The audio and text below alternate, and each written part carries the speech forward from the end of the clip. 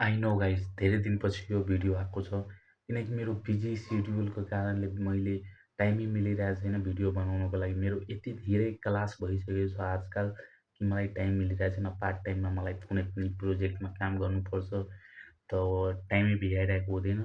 आज मैले जसोतसो टाइम मिलाएर एउटा भिडियो बनाइहालौँ भनेर भिडियो बनाएको हो र यो भिडियो पनि मैले आफ्नो प्रोजेक्टमा तपाईँहरूको सजेसन चाहेकोले बनाएको हो। तपाईँहरू म तपाईँहरूलाई एउटा मैले प्रोजेक्ट हेराउँछु। कफी सपको तपाईँहरूलाई मैले एउटा कफी सपको वेबसाइट हेराउँछु। यसमा म के एक्स्ट्रा एड गर्न सक्छु आफ्नो क्लाइन्टको लागि तपाईँहरू भनिदिनु होला र तपाईँहरूनिर यस्तो आइडिया छ त्यो जसमा म काम गर्न सक्छु या कुनै त्यस्तो आइडिया छ तपाईँहरूनिर भने कमेन्ट गर्नुहोला र जहाँ हामी आफ्नो ल्यापटपको ड्यासबोर्डतिर तपाईँहरू हेर्नुहोला कस्तो देखिरहेछ। यदि राम्रो लाग्यो भने कमेन्ट गर्नुहोला र केही एक्स्ट्रा चिज एड गर्न मिल्छ भने तपाईँहरू कमेन्ट गर्नुहोला र मलाई भन्नुहोला। And now you can see the interface of coffee shop. यस्तो चाहिँ देखिरहेछ यो इन्टरफेस हो।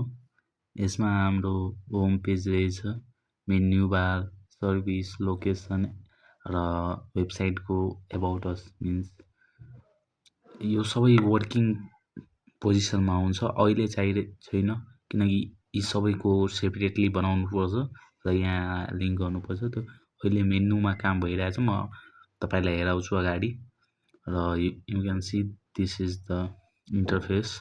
हाम्रो त्यो कफी सपको इन्टरफेस हो। This is the home page of coffee shop.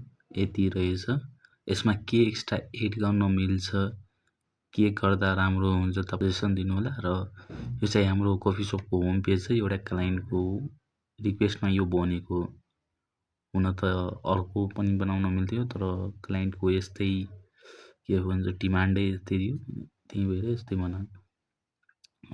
अर्को मेन्यु पनि हेराइदिन्छु तपाईँहरूलाई। Here is the menu, 1 minute.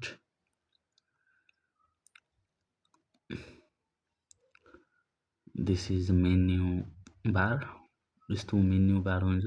यसमा वर्क अहिले चल्दैछ, टोटली कम्प्लिट छैन।